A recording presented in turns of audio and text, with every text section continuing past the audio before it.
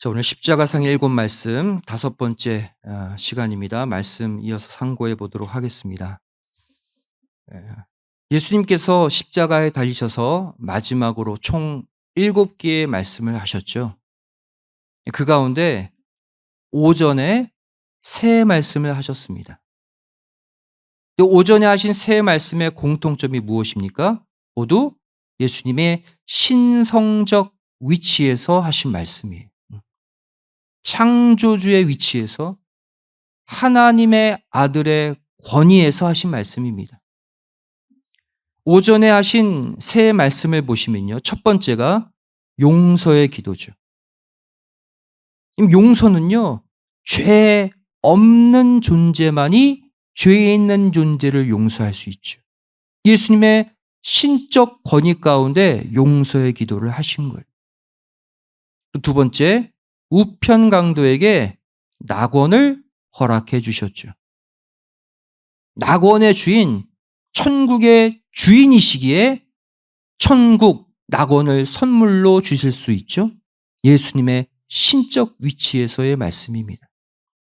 세 번째, 모친 마리아를 위로하셨죠. 특별히 모친 마리아를 가리켜서 여자여 이렇게 외치셨습니다. 어머니여가 아니라 여자여예요.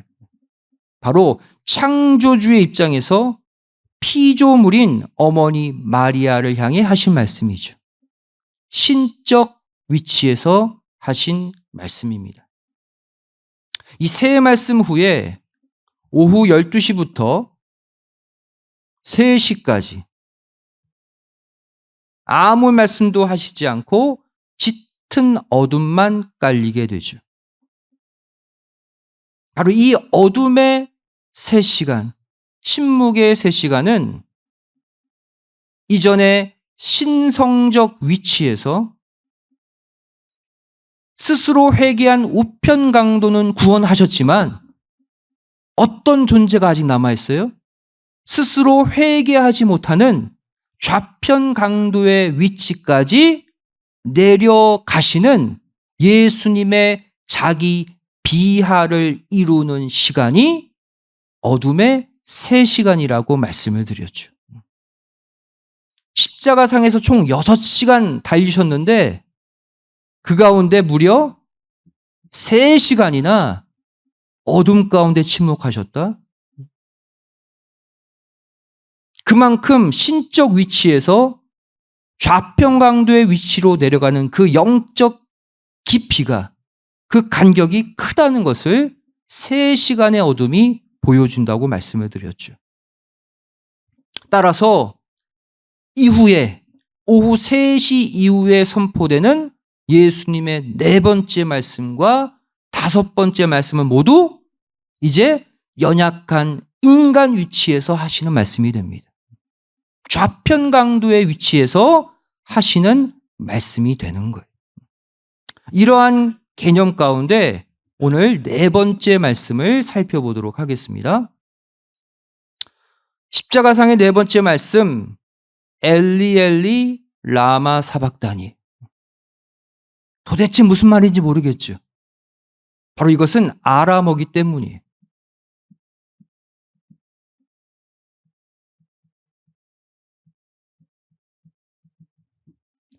예수님은요, 신약 당시 헬라어를 주려 하셨지만 가끔 가다가 아람어를 던지신 적이 있어요. 에바다, 달리다굼. 중요한 말씀은 또 아람어로 하십니다. 그 중에 하나가 이 엘리 엘리 라마 사박다니. 마태복음 27장 46절 말씀 보시면 제 9시쯤에 오후 3시죠. 3시 직후에 엘리 엘리 라마 사박다니. 성경은 예수님이 하신 아람어를 그대로 기록했습니다. 뜻이 뭐예요? 나의 하나님, 나의 하나님, 어찌하여 나를 버리셨나이까? 이것이 오후에 하신 첫 번째 말씀이에요. 이 말씀도 얼마나 중요한지 구약 성경에 이 말씀이 예언되어 있습니다. 바로 시편 22편 1절 2절 말씀이죠.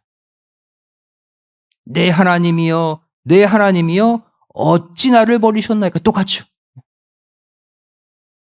예수님의 이 네 번째 말씀도 구약에 정확히 예언될 정도로 중요한 메시지를 담고 있다는 거예요.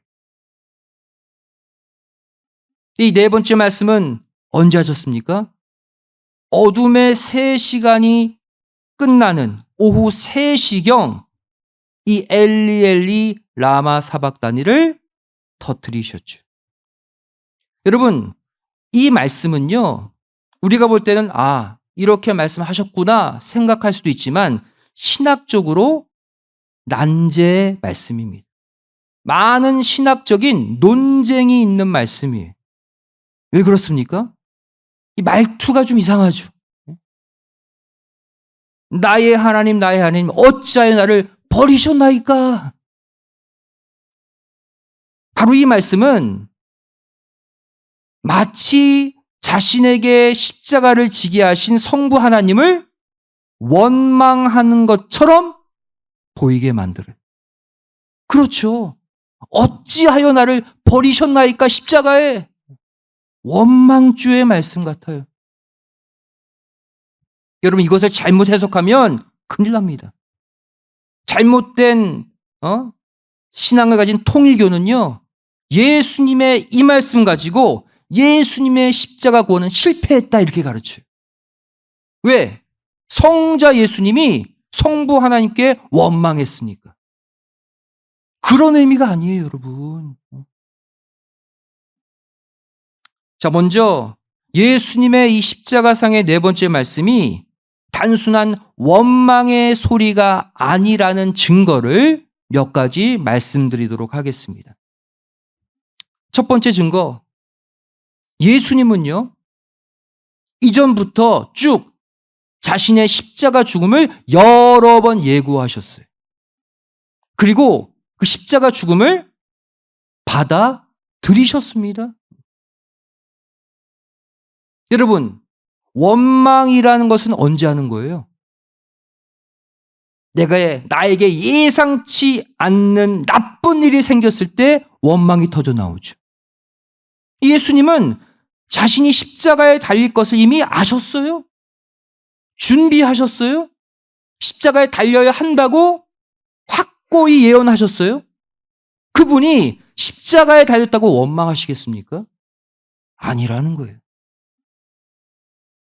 두 번째로, 이 네 번째 말씀이 원망의 말씀이 아니라는 두 번째 증거, 예수님이 하나님께 엘리 엘리 2번 반복하여 외치셨기 때문이에요. 엘리의 뜻이 뭡니까? 나의 하나님. 엘리 엘리 나의 하나님, 나의 하나님이에요. 여러분, 누군가를 향해 원망할 때 나의 아무개 이렇게 얘기하고 원망합니까? 그냥 누구야 하고 따지잖아요.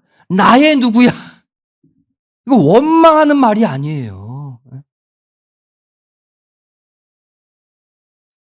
세 번째 이유입니다. 바로 이 말씀을 큰 소리로 외치셨기 때문이에요. 창조주가 원망한다고 했을 때 얼마나 창피해요. 크게 얘기할 수 없죠. 크게 외치셨어요. 크게. 마태복음 27장 46절 말씀 보시면 제9시쯤에 예수께서 크게 소리질러 가라사대 엘리 엘리 라마 사박다니. 일부러 크게 외쳤어요, 이 말씀을. 예수님의 십자가상의 7 말씀 보시면요, 또 큰 소리로 외친 말씀이 하나 더 있습니다.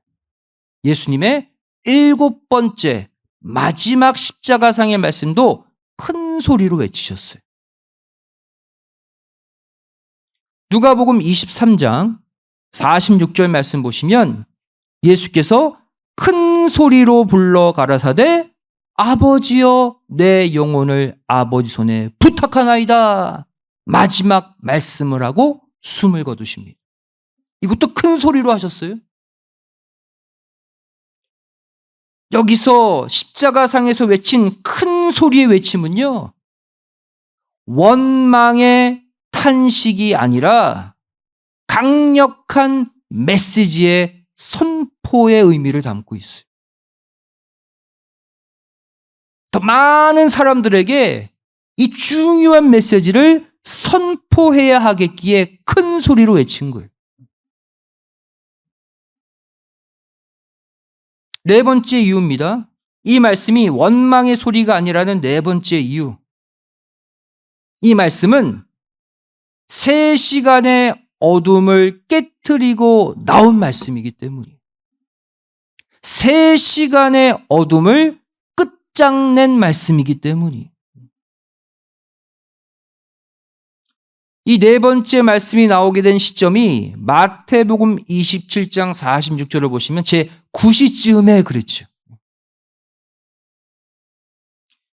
정오 12시부터 오후 3시까지 한 말씀도 안 하시다가 어둠만 짙게 깔리다가 어둠이 끝나는 그 순간에 이 말씀하셨어요.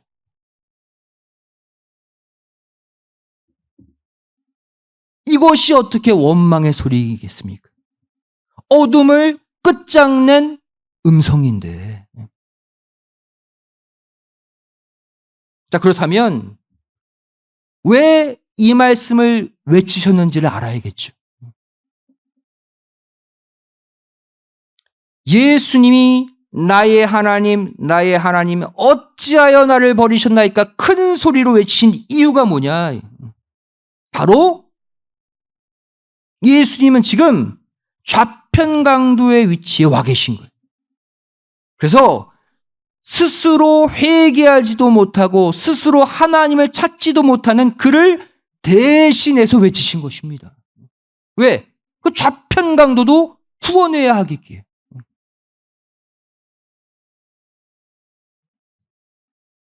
우편강도는 예수님의 용서의 기도를 듣고 회개하고 낙원 허락받았죠. 좌편강도는 예수님의 빛의 말씀을 듣고도 마음을 풀지 않았어요. 회개하지 않았어요. 예수님 영접하지 않았어요. 스스로 하나님을 찾지도 못하고 스스로 예수님을 영접하지도 못하고 스스로 회개하지도 못하는 그 좌편강도의 위치까지 누가? 예수님이 어둠의 3시간을 뚫고 내려오셔서 그 좌편강도 대신 하나님 어찌하여 나를 버리셨나이까? 나도 좀 구원해 주셔야죠라고 대신 외치신 거예요.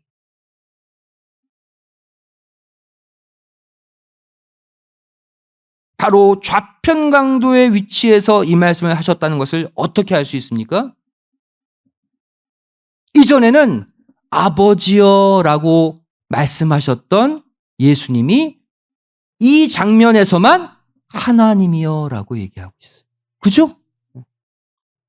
성부 하나님에 대한 호칭이 여기서 갑자기 바뀌어요.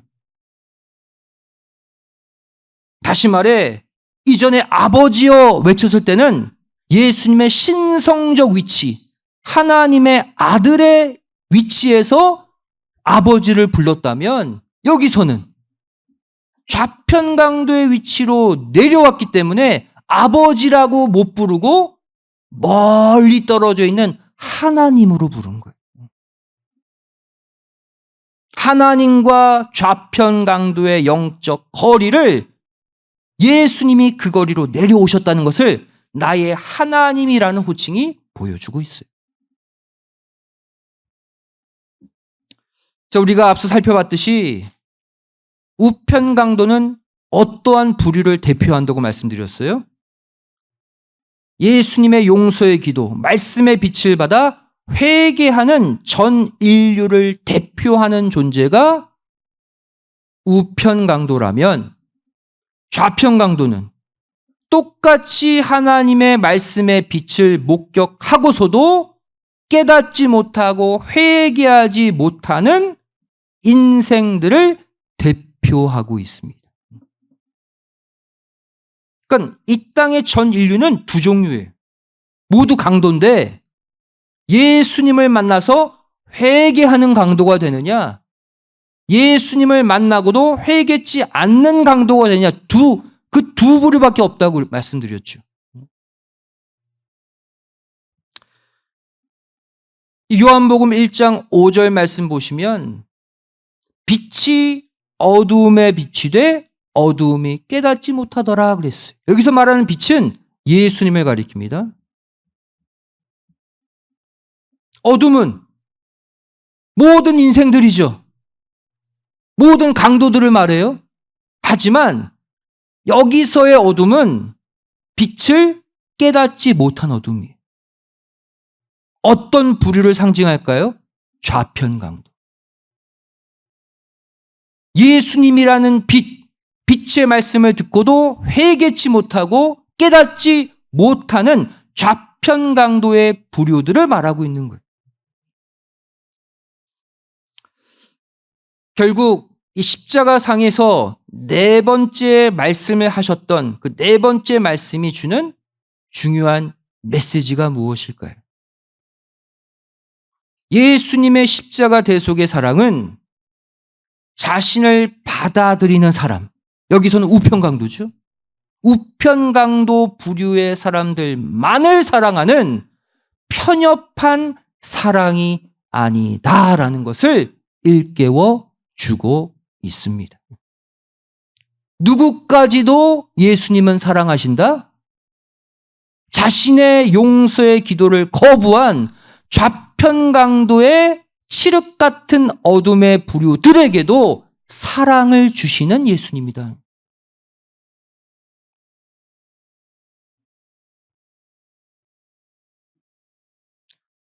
누가복음 6장 32절 말씀 보시면 그래서 이 말씀이 나온 거예요. 너희가 만일 너희를 사랑하는 자를 사랑하면 칭찬받을 것이 무엇이뇨? 죄인들도 자기 사랑하는 사람 사랑한다는 거예요. 그렇죠? 나를 좋아하고 나만 따르는 사람 싫어하는 사람 어디 있습니까? 내 말 안 듣고 나만 보면 막 째려보는 그 사람 나도 밉죠? 그게 보통의 인간이라면 예수님은요, 자기 따르고 사랑하는 우편 강도뿐 아니라 자신을 끝까지 거부하고 욕하는 좌편 강도도 사랑하시잖아요.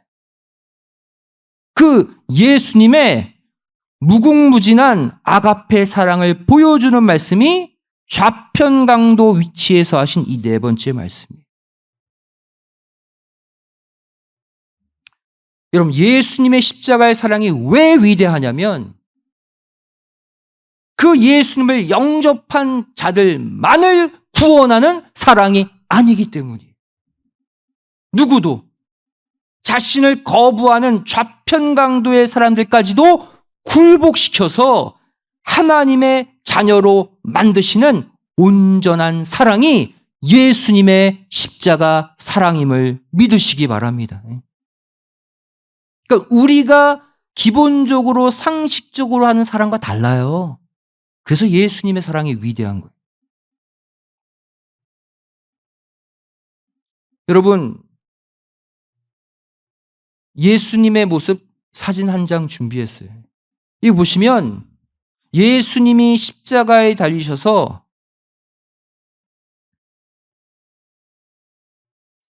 오른손만 못 박히셨습니까? 어떤 손도, 왼손도 못 박히셨잖아요. 무엇을 보여줍니까? 예수님은요, 자신을 영접한 우편 강도의 부류뿐 아니라 자신을 끝까지 거부하는 좌편 강도의 부류의 사람들 위에서도 못 박히셨다는 거예요. 예수님에게는 우도 좌도 없다는 거예요. 다 사랑의 존재일 뿐이에요.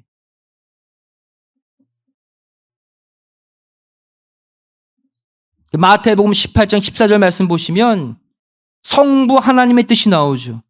이 소자 중 하나라도 잃어버리거나 멸망당하는 것이 아버지 하나님의 뜻이 아니다. 고로 나 예수의 뜻도 아니다, 그 얘기. 이 소자는요, 단순히 나이 어린 사람을 얘기하는 게 아니에요. 정말로 비천하고 절대로 구원받을 가치가 없는 그 쓰레기 같은 사람 소자라고 말하고 있어요. 다시 말해 여기에는 좌편 강도의 위치에 있는 사람들도 포함되어 있다는 거예요. 성부 하나님의 뜻이 뭐다? 말씀의 빛을 비추면 회개하고 돌아오는 그러한 사람들뿐 아니라 너무나도 연약하고 완악하고 부족해서 아무리 사랑의 빛을 받아도 스스로 죄 고백을 할 수 없는 진정한 소자 하나까지도 다 잃지 않고 찾아오는 거예요.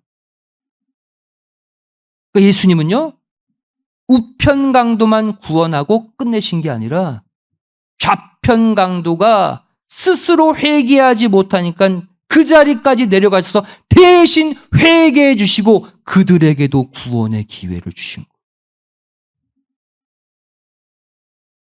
결국 예수님은 이 소자, 좌편 강도의 부류를 구원하기 위해 오늘의 네 번째 말씀을 하신 것입니다. 그래서 오늘 이 네 번째 말씀을 하심으로써 이때 비로소 십자가의 효력이 반쪽이 아니라 세상 모든 종류의 사람들에게 골고루 퍼지게 됐어요. 이전까지는 우편 강도의 부류만 구원권 내에 들어왔다면 이 네 번째 말씀을 통해서 좌편 강도의 부류에게도 구원의 기회가 주어진 거예요.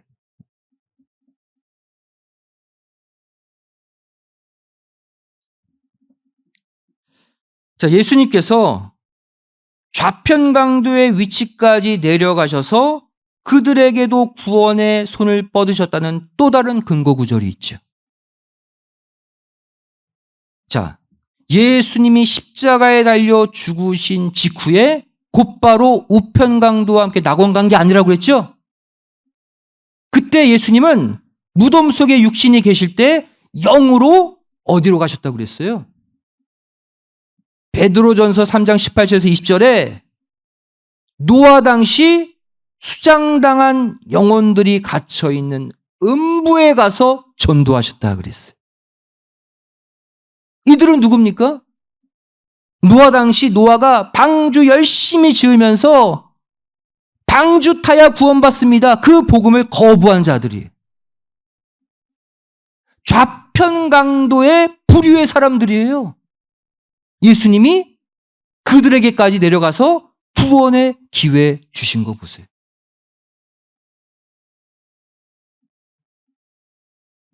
바로 예수님의 십자가 사랑은 좌우를 가리지 않는 온전하고 공평하신 아가페 사랑이라는 증거예요. 자, 이제 말씀 정리하도록 하겠습니다. 그렇다면 우리가 이 말씀을 배우는 이유가 뭐예요? 예수님의 제자로서 예수님의 이 말씀을 따라 살기 위해 배우고 있죠. 그렇다면 저와 여러분은 끝까지 나를 거부하고 내가 그 사람을 용서하고 사랑을 베풀어도 끝까지 나를 찌르는 그 좌편 강도 같은 자들까지 나는 품고 용서할 수 있는가? 여러분, 그냥은 못하죠. 절대로 우리는 좌편 강도 위치에서 나를 수없이 찌르는 그 사람을 용서 못해요. 하지만 용서할 수 있는 방법까지 예수님은 말씀하셨습니다. 뭐예요? 내 자신을 부정하는 것. 그리고 내 자신을 십자가에 매달아 스스로 죽일 때만이 가능합니다. 내가 죽으면 가능해요. 내가 살아있으면 불가능해요. 따라서 예수님은 마태복음 16장 24절의 말씀을 함께 주신 거예요. 아무든지 나를 따라오려거든 뭐예요? 나의 십자가 길, 나의 제자의 길, 십자가상의 7말씀의 길 따라오려거든 자기를 부정하라. 또 자기를 자기 십자가에 매달아 죽이라는 거예요. 그럴 때 예수님처럼 좌편강도의 부류들까지도 구원할 수 있는 구원자의 삶을 우리도 산다는 거예요.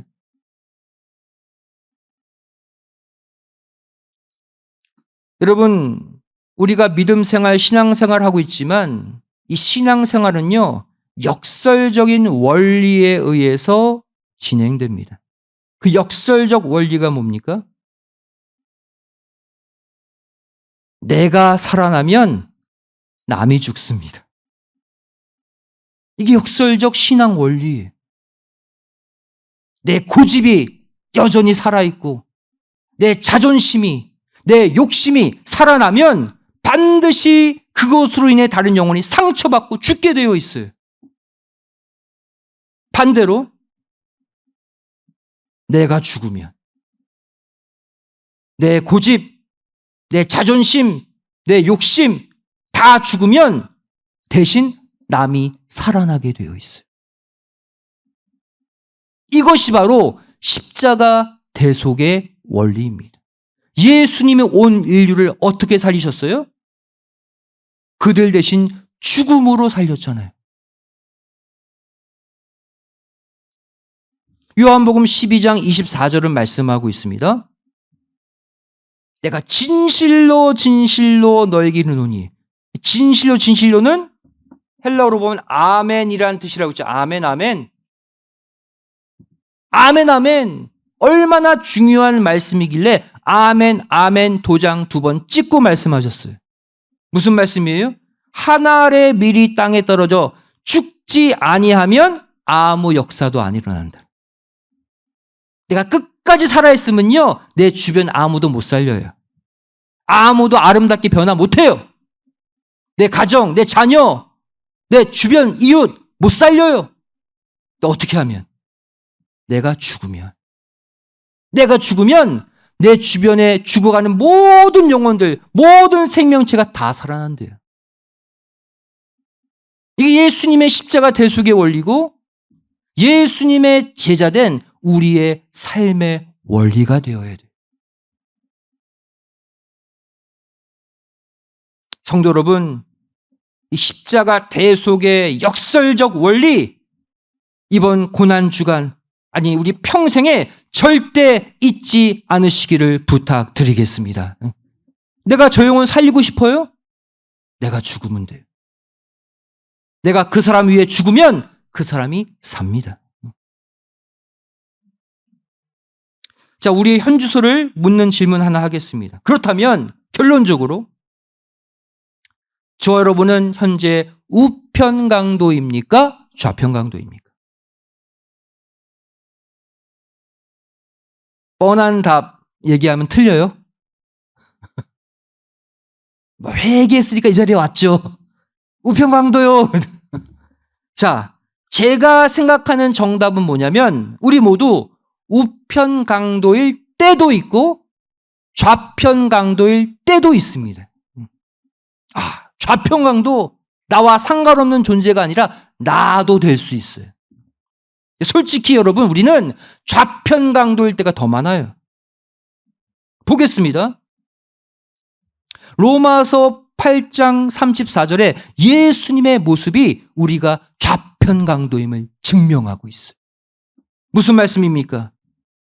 다시 사신 주, 부활하신 주 그리스도 예수시니 그는 하나님 우편에서 쉬지 못하고 지금도 우리를 위해 기도하고 계신다고 그랬죠. 현재요. 다른 사람이 아니라 나를 위해 지금도 기도하고 계신대요, 하늘에서. 왜? 왜 예수님이 나를 위해 지금도 쉬지 않고 기도하셔야 할까요? 만일 내가 내 죄를 완벽하게 깨닫고 다 회개하면 예수님이 나를 위해 기도하실 이유가 없죠. 우편에서. 왜 기도하셔요? 쉬지 않고. 내가 깨닫고 회개하는 죄보다 깨닫지 못하고 회개치 않고 심통 벌벌해서 사는 좌편강도일 때가 더 많기 때문이에요. 그래서 그러한 나를 대신 그 위치까지 내려오셔서 대신 중보 기도 지금까지 하셔야 된다고.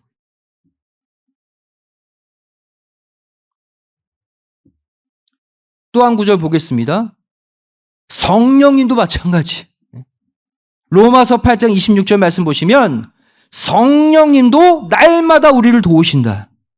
특별히 우리가 마땅히 빌 바를 알지 못한다. 이게 무슨 말이에요? 우리가 좌편강도일 때를 말하고 있어요. 우편강도는 본인의 죄를 깨닫고 알아서 빌 바를 빌죠. 스스로 회개치도 못하고 무엇이 문제인지도 기도치 못한다? 우리가 좌편강도에 있다는 거예요, 우리가. 그때 누가 성령님께서 우리 대신해서 친히 우리 속에서 탄식하며 기도하신대요. 우리가 뭐가 되기 때문에? 좌편강도가 되기 때문에 그 일을 하신다는 거예요. 여러분, 순간 우리가 이럴 때 있죠. 죄 가운데 마음이 확 어두워졌어. 내가 죄인 줄 몰라. 기분만 나빠 그냥. 괜히 믿고. 그걸 놓고 곧바로 회개하면 좋은데 회개 못할 때가 더 많아요. 그 순간 우리는 다 좌편강도가 되는 거예요. 순간 내 죄를 놓고 회개하지 못하고 심통만 벌벌할 그때 성자 예수님이 오셔서 성령 하나님이 오셔서 나 대신 기도해 주시는 거예요. 우리 위치까지 내려오셔서. 이게 십자가상의 네 번째 말씀의 교훈입니다. 그렇게 날마다 우리를 위해 대신 기도해 주시기 때문에 우리가 나중에라도 그 죄를 깨닫고 회개할 수 있는 거예요. 근데 끝까지 회개 안 하면 어떻게 될까요? 결국 성자 예수님도 떠나고 성령 하나님도 떠납니다. 그때는 완전 우리가 망하는 거예요. 성도 여러분, 마음이 어두워지는 것도 죄예요. 왜? 하나님은 빛이잖아요. 그럼 우리가 늘 빛 가운데 살아야 정상이죠. 마음이 어둡다? 죄가 있는 거예요. 남을 미워하는 것도 죄입니다. 욕심 부리는 것도 죄예요. 여러분, 이번 고난주간이 끝나기 전에 이 모든 것을 각자의 십자가에 올려놓고 다 못 박아 없애야 할 줄로 믿습니다. 오늘 고난주간 침묵의 날, 은퇴의 날이에요. 알고 보니 좌편강도였던 나. 밑바닥까지 내려갔던 나에게까지 예수님이 찾아오셔서 일으켜 주신 정말로 감사뿐인 나. 그 예수님의 십자가 사랑 이 밤에 꼭 마음에 새기시고 주님의 남은 고난을 내 육체에 채우는 이번 남은 고난주간 꼭 되시기를 주님의 이름으로 간절히 축원드리겠습니다. 기도하시겠습니다.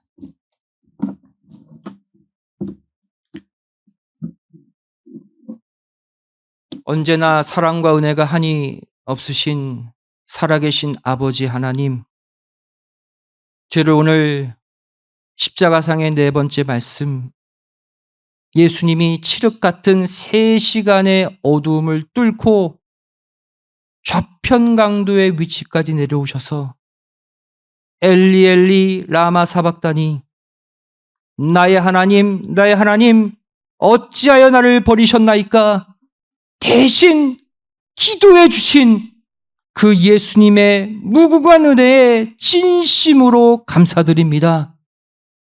저를 이 땅을 살면서 스스로의 죄를 깨닫지도 못하고 회개치도 못하고 더욱더 완악한 마음 가운데 좌편강도로 산 적이 얼마나 많이 있습니까? 하지만 그러한 나에게까지 내려오셔서 성자 예수님이 대신 기도해 주시고 성령 하나님이 대신 탄식하며 기도해 주신 은혜, 저를 평생 잊지 않게 하여 주시옵소서. 고난주간 남은 3일 동안 저희를 예수님의 남은 고난 과감히 내 육체에 채우고 내 자신을 부정하고 내 십자가에 내 모든 옛사람을 못 박아 죽이는 거룩한 성별의 남은 3일을 꼭 살게 하여 주시옵소서. 간절히 빌고 소원하오며 사랑 많으신 예수님의 이름으로 기도드리옵나이다. 아멘. 함께 고맙습니다.